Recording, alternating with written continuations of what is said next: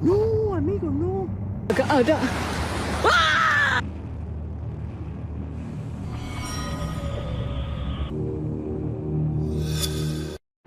السلام عليكم يا عصابة الرعب، أتمنى أن تكونوا بخير وفي حالة جيدة.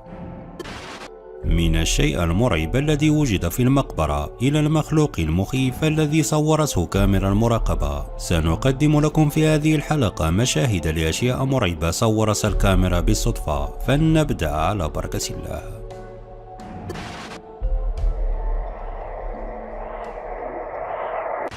هذا الفيديو سيقدم لكم برعاية OneXBet. OneXBet هي منصة موثوقة تسمح لك باللعب على فرقك المفضلة وكسب جوائز ومبالغ قيمة. للدخول للمنصة والاستفادة من العرض المميز، ادخل على الرابط الموجود في الوصف وستظهر لك هذه الصفحة، ثم ادخل على المنصة من هنا وقم بالتسجيل باستخدام الكود برومو الخاص بي والذي هو بلا بلا 1X، والذي سيمكنك من الحصول على مكافأة إضافية بنسبة 130% على إيداعك الأول.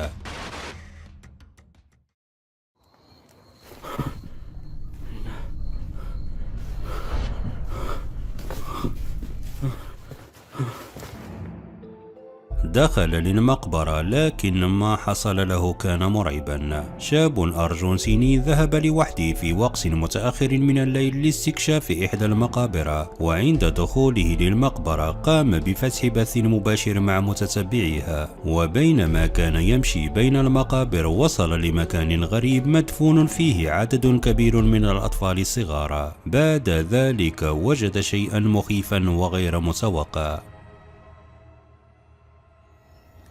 Les recuerdo, estoy en uno de los cementerios de zona norte de Buenos Aires, una de las zonas más, bueno, en una zona, en un barrio peligroso acá. Acá hay una tumba. No, amigo, no. Miren esto. No. No. What the fuck? ¿Qué? No.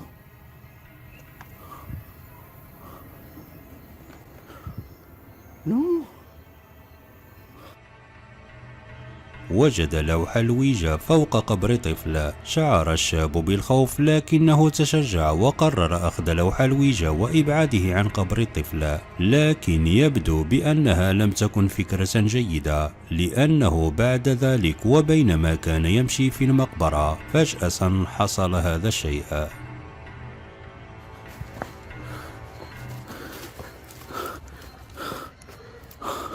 Así que me voy. Espera.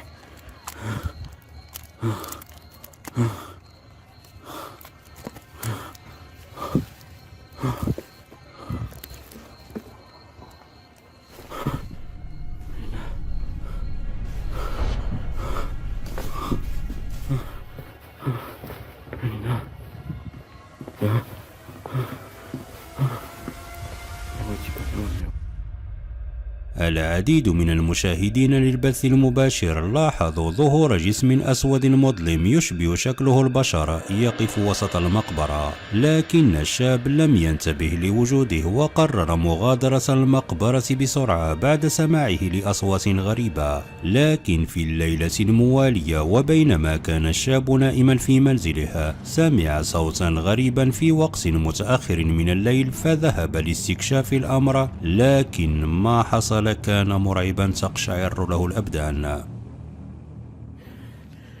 Miren, amigo. Son las, a ver si se ve, 3:35 de la madrugada. Otra vez me despierto por ruidos fuertes en el techo y cuando me asomo por la ventana, miren. ¿Qué es eso? Explíquenme. ¿Qué es eso?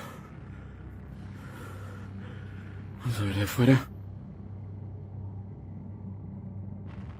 Vamos a ver si se ve de acá. No se ve.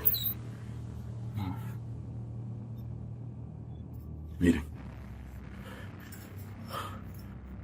Miren. ¿Qué es eso? ¿Qué onda? Hola. ¿A quién busca? ¿Qué onda?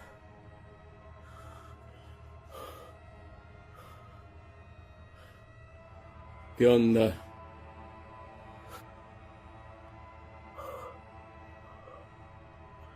Mire. Enfoca. Enfoca.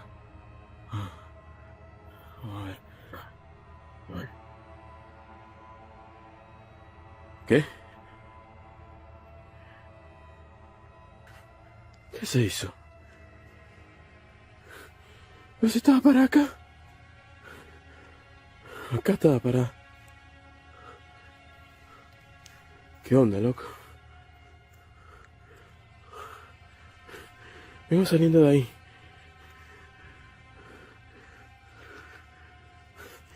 Aquí estaba parada.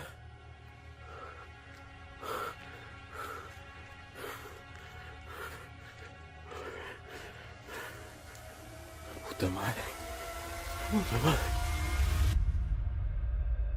يبدو بأن ذلك الكيان الذي ظهر في المقبرة قد تبع الشاب حتى منزلها. فتح الشاب الباب على الفور، لكن ذلك الشيء اختفى في لمح البصر وكأنه لم يكن موجودا. لكن بعض المشاهدين لاحظوا بأن ذلك المخلوق لم يختفي، بل انتقل لمكان آخر، ولم يلاحظ الشاب ذلك. شاهد الفيديو ودقق النظر جيدا. Vengo saliendo de ahí.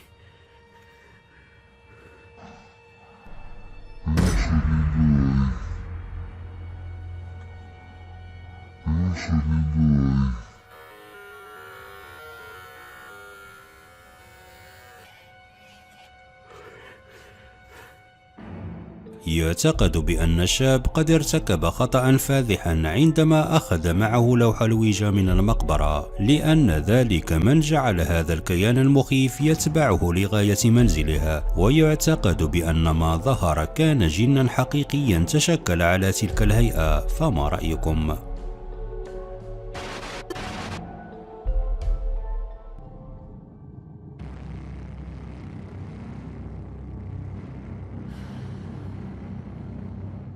كانت تصور نفسها وفجأة حصل شيء مرعب. الفيديو التالي نشرته مؤخرا فتاة على حسابها في تيك توك، وقد اشتهر بشكل جنوني ووصل لأكثر من 96 مليون مشاهدة في وقت وجيز. في التسجيل تظهر الفتاة وهي تصور فيديو لها وهي تغني في غرفتها، وقد نشرت هذا التسجيل في حسابها بشكل عادي. لكن بعد ذلك بدأ يصلها عدد كبير من الرسائل تخبرها بظهور شيء مخيف في التسجيل لم تنتبه لها. وعندما أعادت مشاهدة الفيديو صدمت عندما رأت هذا الشيء.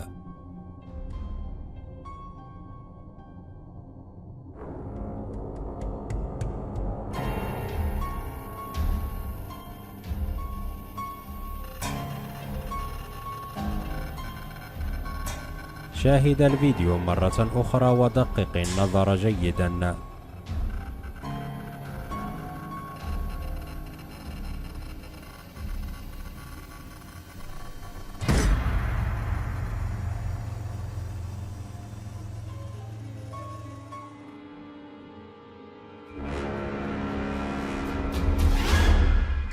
فجأة ظهر خلف الفتاة وجه بملامح مرعبة، ظهر في جزء من الثانية ثم اختفى، ومن الصعب جدا ملاحظة ظهوره من النظرة الأولى. تقول الفتاة بأنها صورت هذا الفيديو في وقت متأخر من الليل، وتؤكد بأنها كانت لوحدها في الغرفة وبأن الفيديو حقيقي وليس بتمثيل، وليس لديها أدنى فكرة عن ماذا قد يكون هذا الشيء. فما رأيكم؟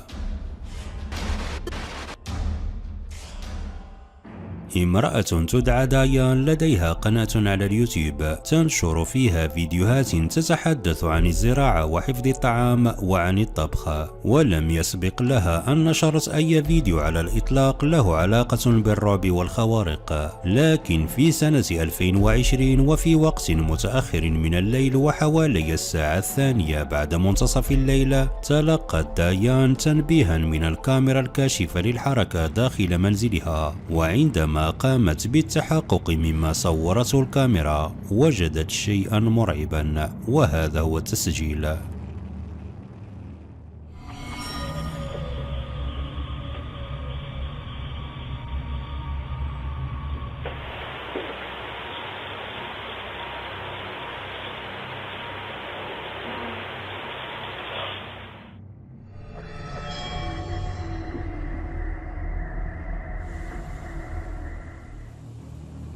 في وقت متأخر من الليل ظهر مخلوق شفاف مر أمام الكاميرا. كان ذلك الشيء يشبه شكله امرأة عجوز تمشي في غرفة المعيشة. يمكن ملاحظة قطة دايان في الخلفية وهي تنظر بخوف لذلك المخلوق. المرعب أكثر هو عند توضيح الصورة يمكن ملاحظة بأن ذلك المخلوق قد اختفى في لمح البصر وكأنه تلاشى في الهواء.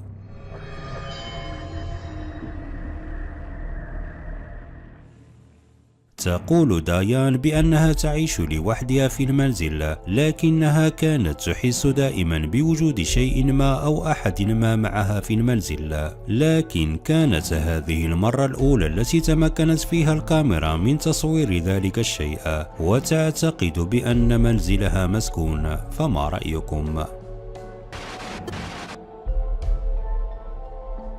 الفيديو التالي صورته كاميرا المراقبة. صاحب هذا التسجيل يعيش في منزل وسط الغابة. يقول بأنه في وقت متأخر من الليل سمع أصواتا غريبة ومرعبة قرب منزله، فذهب على الفور لمراجعة ما تصوره كاميرا المراقبة، لكن ما وجده كان مرعبا. فلنشاهد التسجيل.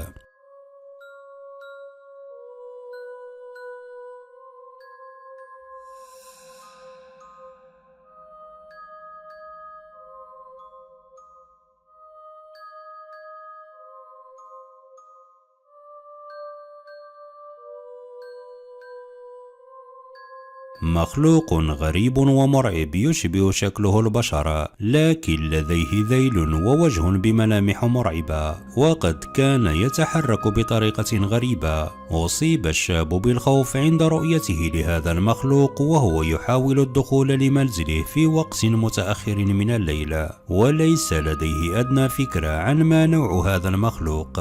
إذن ما تفسيركم لما ظهر؟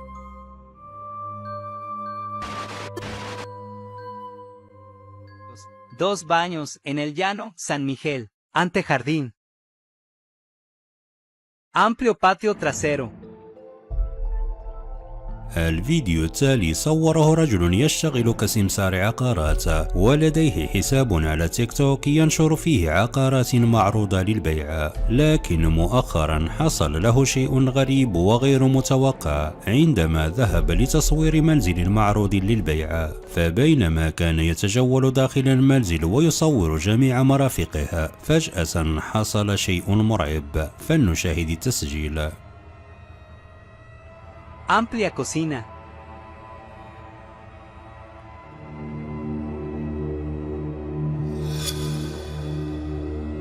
Dormitorio 1.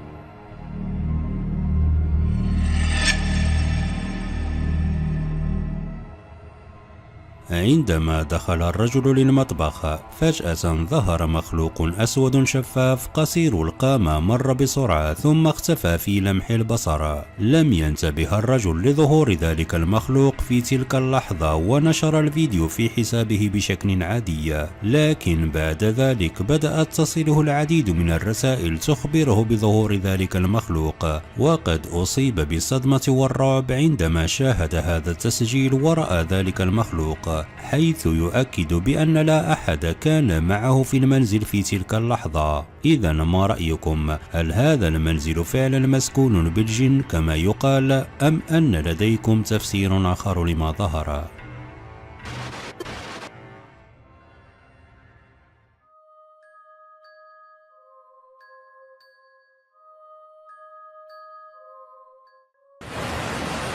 Kelihatan nggak?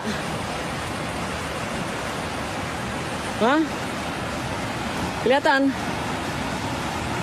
Panas senterku guys. Aduh. Bau apa ini guys? Ya Allah, bau apa ya? Astagfirullahaladzim, bau apa ini guys, ya Allah? Bau apa ini ya Allah? Astagfirullahaladzim. Muncul lu. Belakang bang. Agak ada guys. Agak ada.